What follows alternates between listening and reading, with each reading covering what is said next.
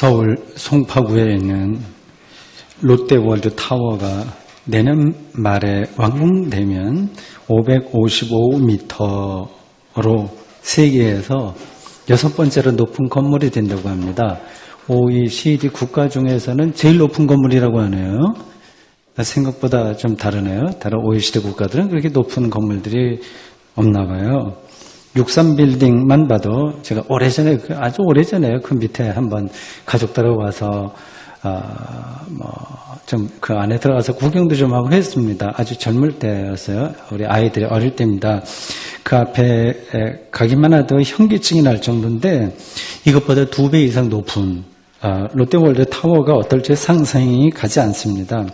앞으로 서울을 찾는 관광객들이나 수학 여행 온 학생들의 필수 방문지가 될 겁니다. 사람들은 아마 그 웅장함에 놀라기도 하고 또 재미있어하고 사진 찍느라고 정신없겠죠.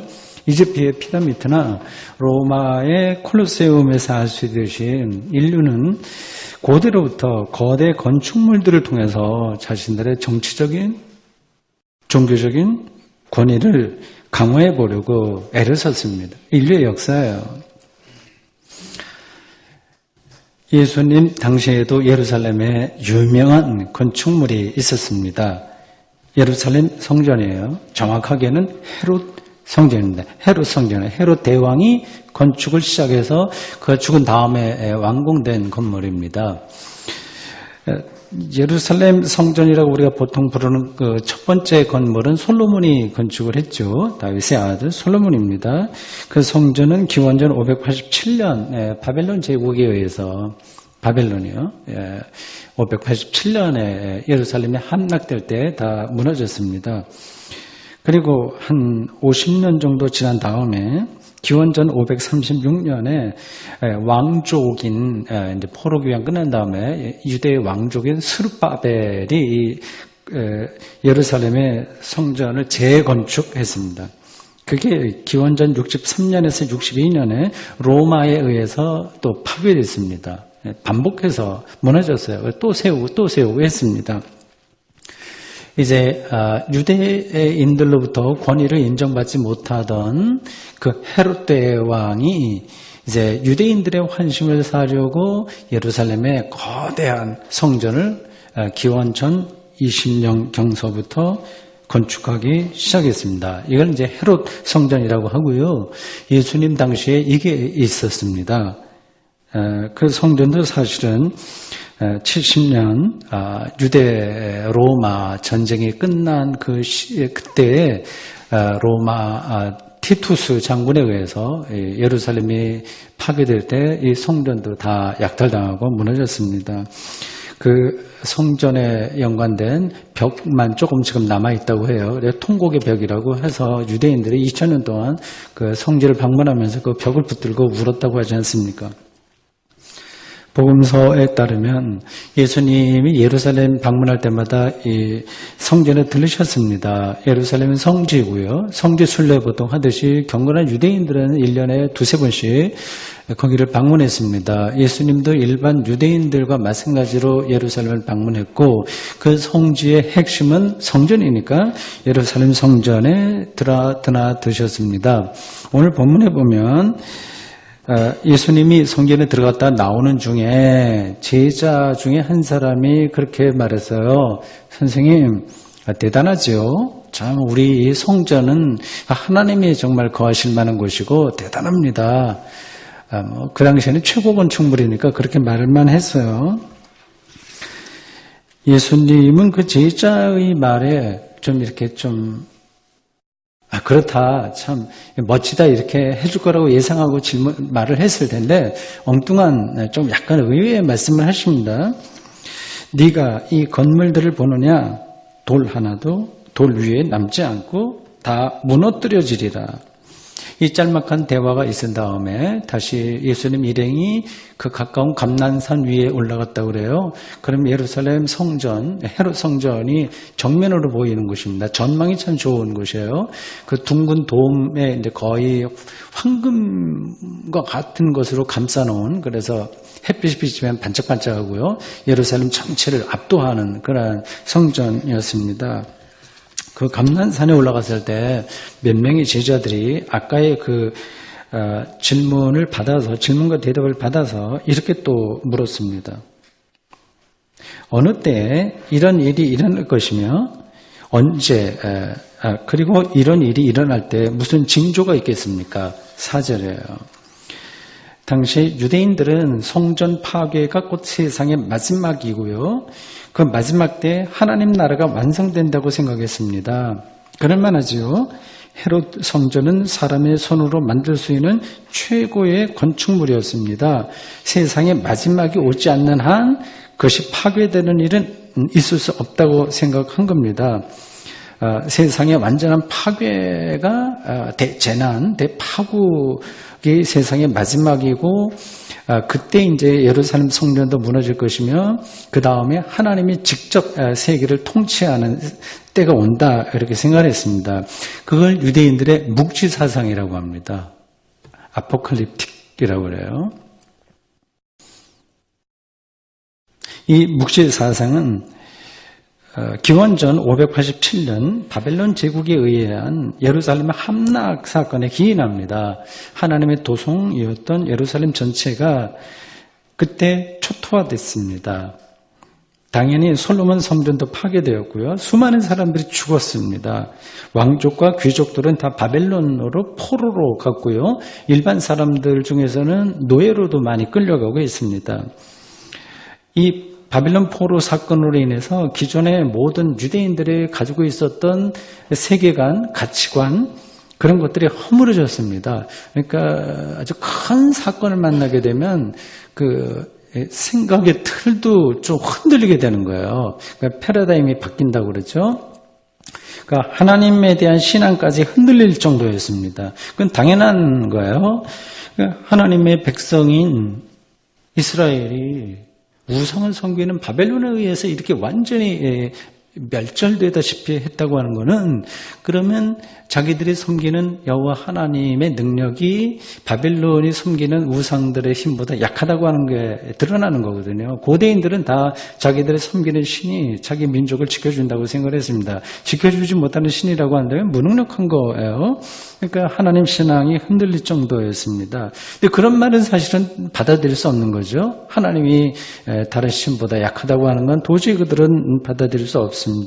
그렇다면 왜 이 세계는 이런 일들이 벌어지는가? 무지한 이들이 고난을 받고, 그리고 하나님의 백성이 이렇게 믿지 않는 사람들에 의해서 이런 일을 당하고, 고난과 재난이 왜 일어나는지에 대해서 아주 진지하게 질문한 거예요.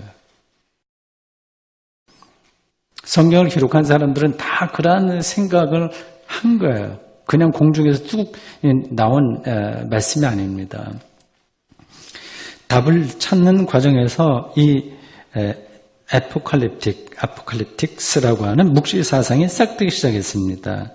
이 사상에는 세상과 인간 운명에 대한 두 가지 통찰이 자리하고 있습니다.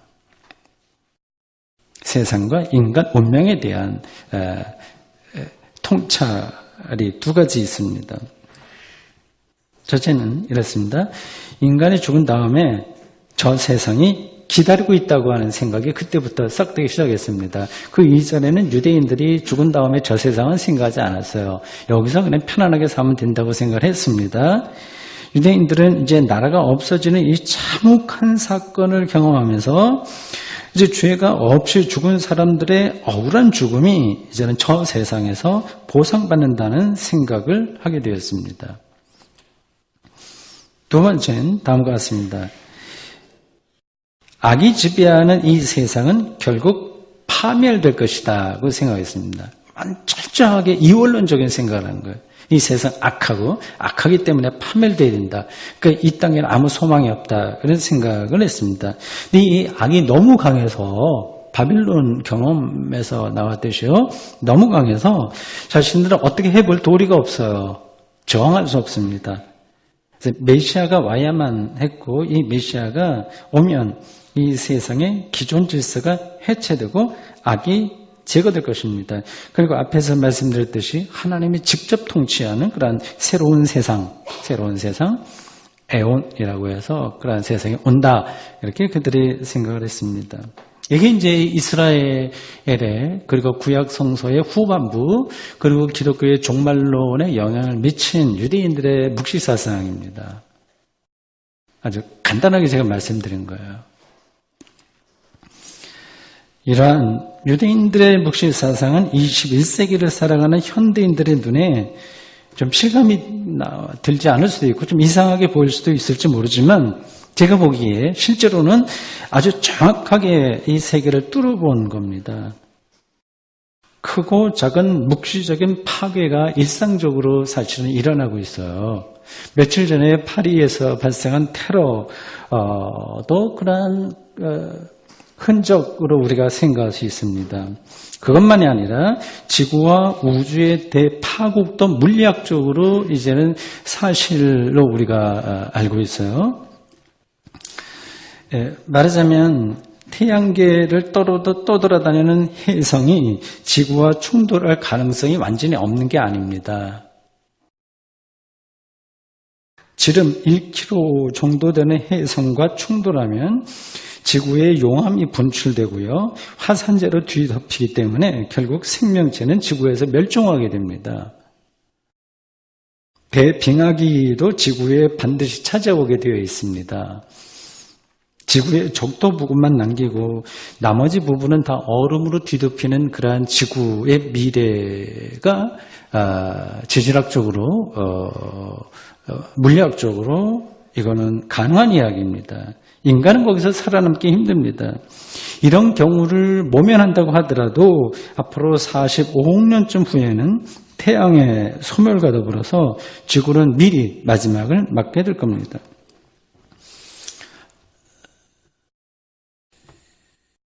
예, 묵시적 대파국과 똑같은 이야기인 거죠.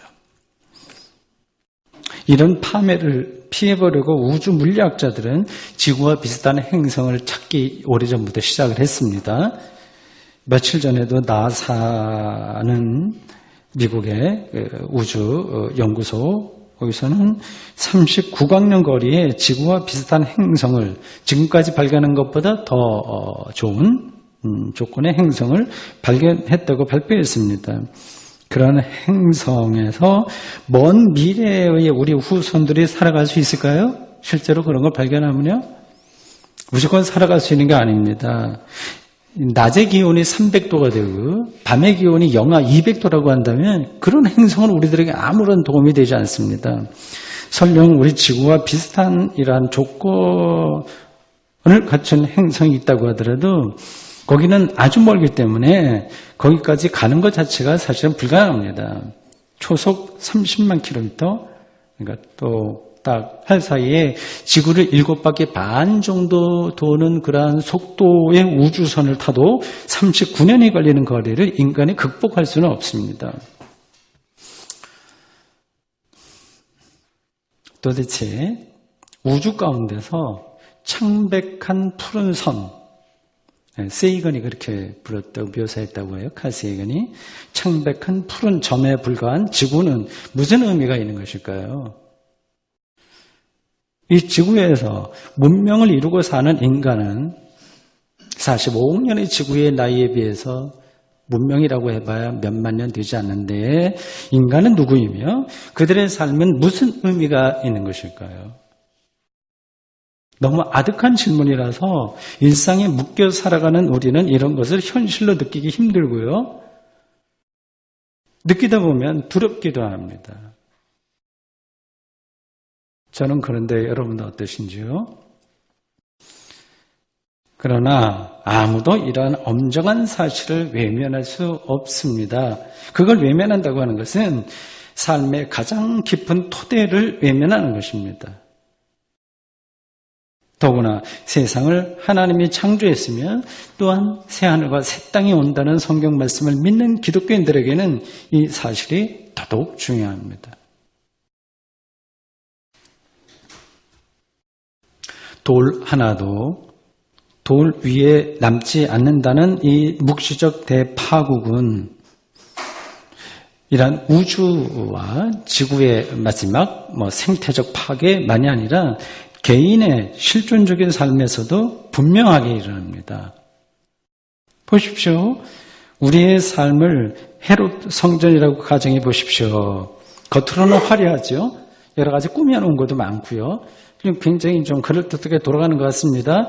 제가 일일이 열거하지 않는다고 하더라도 더 크고 화려한 인생의 성전을 건축하기 위해서 혼신의 힘을 기울이는 게 우리 인생이라고 하는 사실을 부정할 사람들은 없을 겁니다. 그런데 이런 것들은 머지않아서 모두 돌 하나도 돌 위에 남지 않는 상태로 떨어집니다. 때가 오면 죽음이라는 묵시적 대파국을 맞게 된다는 말씀입니다. 한 사람도 예외 없습니다.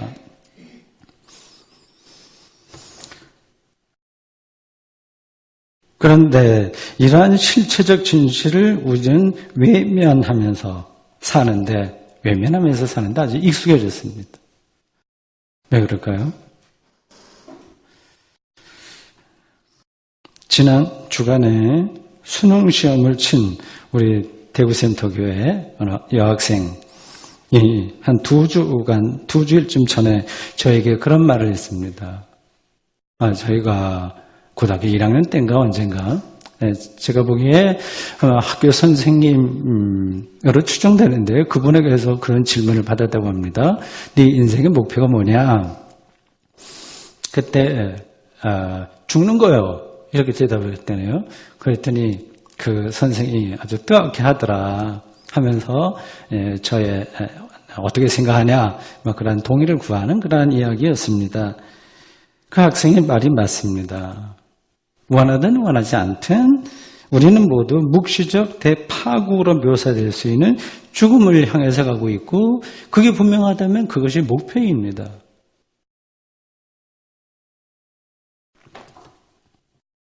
이러한 사실을 미리 내다본다고 하는 것은 그리고 그것을 각오한다고 하는 것은 허무주의나 비관주의 또는 거꾸로 쾌락주의에 빠져서 살자고 하는 게 아닙니다.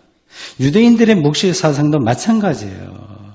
악한 세상은 하나님에 의해서 다 망해버릴 거니까 나몰라라 하자거나 거꾸로 다 이제 허무하게 돌아갈 거니까 거기에 탐닉해서 살아보자고 하는 게 아닙니다. 여기에도 두 가지 관점의 유대인들의 묵시문화, 묵시사상과 우리의 삶의 미래를 보는 관점에 담겨 있습니다. 하나는 이 세상의 삶을 절대화하지 않는 겁니다. 모든 것이 무상하고 지나가고 뿌리채 흔들린다고 하는 사실을 알기 때문에 절대화하지 않습니다. 이 사실을 정확하고 냉정하게 뚫어보는 사람은 일상으로부터 무거운 짐인데 밥 벌어먹고 살아야 되는 그런 무거운 짐들까지 포함해서 거기서부터 자유로워집니다. 두 번째는 삶을 유일회적인 기회로 알고 소중하게 살려고 최선을 다합니다. 유일회적인 것이라고 하는 사실을 우주의 시간 속에서 뚫어보기 때문에 최선을 다합니다. 그러니까 삶을 소비하지 않고 창조적으로 누리는 겁니다. 쉽게 말하면 돈 버는 것을 목적으로 하지 않고 삶 자체를 누리며 그 사는 것 자체를 목적으로 하는 겁니다.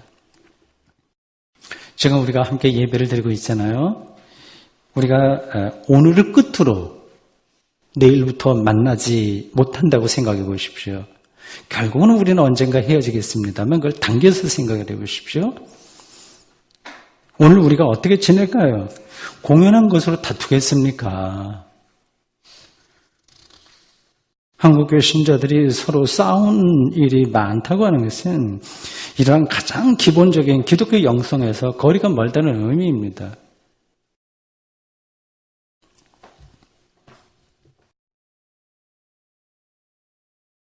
성전 파괴에 대한 예수님의 말씀을 듣고 언제 이런 일이 있겠냐 한 제자들의 질문, 즉 하나님 나라가 언제 도래하겠느냐 하는 질문에 대해서 예수님은 묵시적 대파국이 일어난다 하더라도 그것이 세상의 마지막은 아니라고 말씀하셨습니다.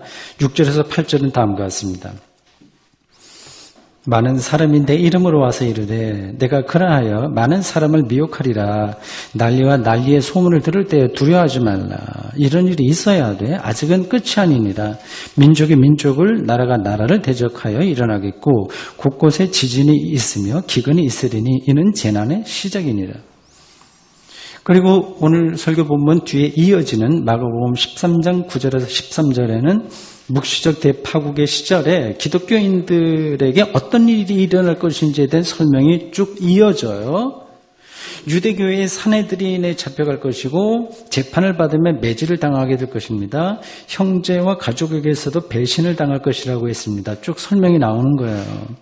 그러니까 예수를 믿는다는 이유로 미움을 받을 것이라고 되어 있습니다. 여기서 묘사된 오늘 설교 본문의 뒤에 이어서 나오는 텍스트인데 거기서 묘사된 일들은 기원 후 70년 유대 전쟁이 끝난 뒤에 거의 사실 그대로 실현되었습니다. 기독교는 유대교로부터만이 아니라 로마 황제들로부터도 극심한 박해를 받았습니다. 이러한 것들은 하나님 나라가 도래하기 전 묵시적 대파국의 시대에 일어날 사건들로 오늘 본문이 묘사해주고 있습니다. 이 문제, 기독교인들의 고난, 미움받는 것, 이런 것들을 유대교와 로마로부터 순교에 가까운 박해를 받은 초기 기독교인들만의 문제로 간주하면 곤란합니다. 모양은 다르겠지만 이 박해는 기독교인들에게 사실은 운명이에요.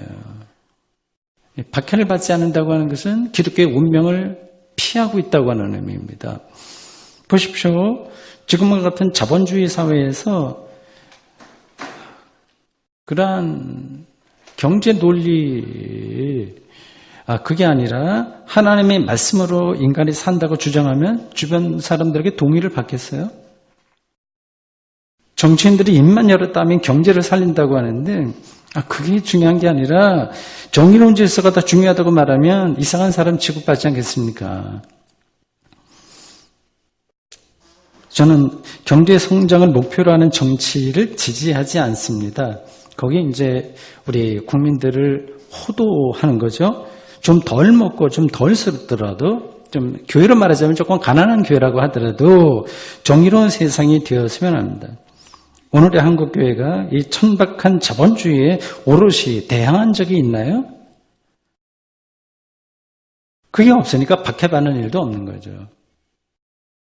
기껏해야 사립학교법 개정이나 성소수자의 인권, 양심적 대체복무 제도를 반대하다가 의식 있는 사람들에게 욕을 먹을 뿐입니다. 현실 안주와 기득권 지키기에 열을 올린 것이 우리를 포함한 한국교회의 현재 모습이라고 생각할 수 있습니다.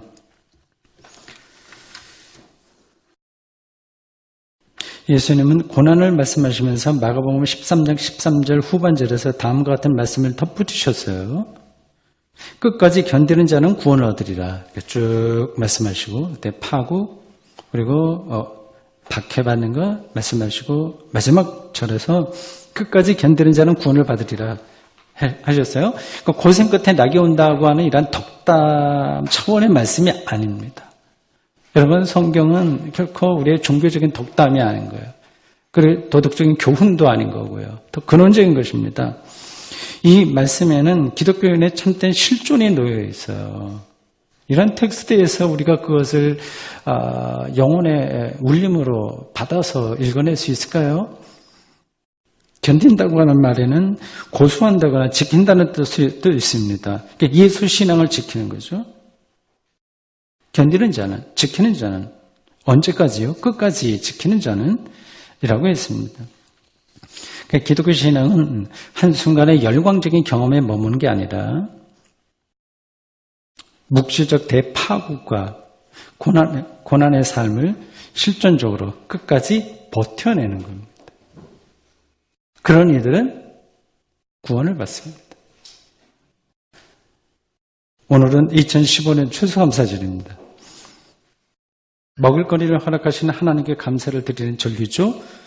모두가 기쁘고 즐거운 마음으로 찬송을 부르고 함께 먹고 마시는 축제입니다.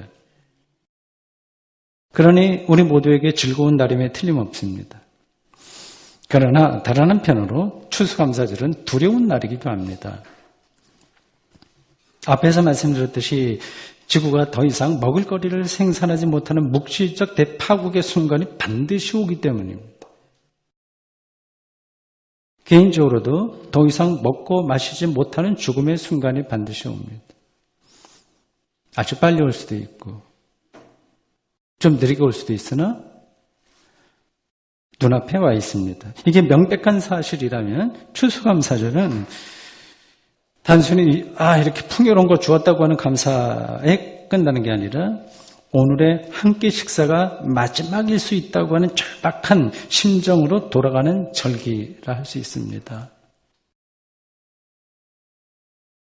예수님이 십자가 처형당하기 전날 밤 제자들과 함께 마지막으로 나누었던 유월절 만찬을 대하는 심정이 바로 그것입니다.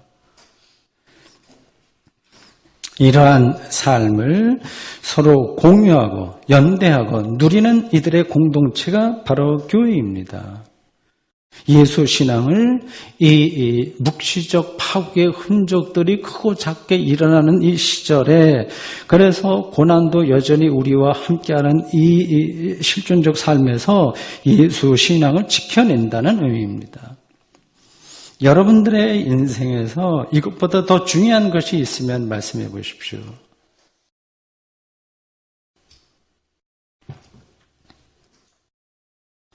하나님 나라의 도래에 대한 질문이라는 오늘 설교 제목을 다시 기억해 보십시오.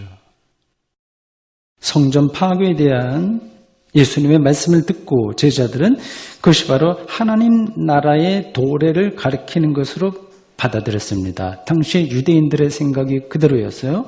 그래서 기쁜 마음으로 하나님의 통치가 시작된다고 하니 기쁜 마음으로 언제 그런 일이 있겠냐 이렇게 질문했습니다. 이 하나님 나라의 도래는 제자들이 출가를 감행하면서까지 예수님을 따라 나섰던 초창기부터 그들의 영혼을 불살랐던 주제입니다. 우리도 역시 그런 길을 가고 있는 거예요. 하나님 나라가 가까이 왔다는 예수님의 말씀이 우리의 최대 관심사입니다. 당연한 거죠. 하나님 나라는 곧 생명의 완성이니 그렇지 않습니까? 그런데 현실 세상에서 그 하나님 나라, 하나님의 통치는 우리 눈에 보이지 않고 대신 묵시적 대파국의 흔적들만 보입니다.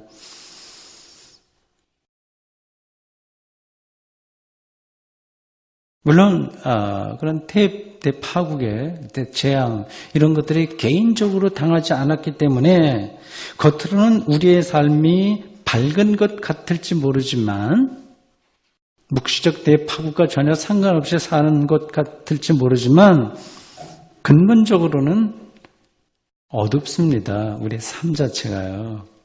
블랙홀과 같습니다. 어떤 일이 눈앞에 일어날지를 전혀 모르고 깜깜한 데에 살고 있습니다. 비밀 가득한 세상과 삶을 우리가 다 이해하지 못한다는 뜻입니다. 더구나 완전한 절대적인 어둠인 죽음이 우리를 기다리고 있습니다. 우리는 어떻게 이러한 삶을 마지막 순간까지 예수 신앙으로 버텨내어 구원에 이룰 수 있을까요? 이거 관심이 없으신가요? 이것 말고 다른 관심이 어떤 게 있으신가요? 저는 여러분들이 만족할 만한 뾰족한 방법을 제시할 자신이 없습니다. 저 역시 이 묵시적 운명을 버텨내야 할 한 사람에 불과하지 모든 걸 다 성취해낸 사람이 전혀 되지 못하기 때문입니다. 다만 저는 여러분들에게 하나님 말씀에 근거해서 다음과 같은 사실을 선언적으로 선포할 수 있을 뿐입니다. 예수 그리스도는 이미 묵시적 대파국을 경험하시고 부활 승리를 하신 분이십니다. 십자가와 부활의 예수 그리스도가 우리와 함께 하시니 우리가 무엇을 두려워하며 무엇을 못 견뎌내겠습니까? 그렇습니다. 우리는 이미 오늘의 이 현실 삶 한가운데서 하나님 나라에 들어가 있는 사람들입니다. 예수님과 함께 예수를 통해서 예수님 안에서. 아멘.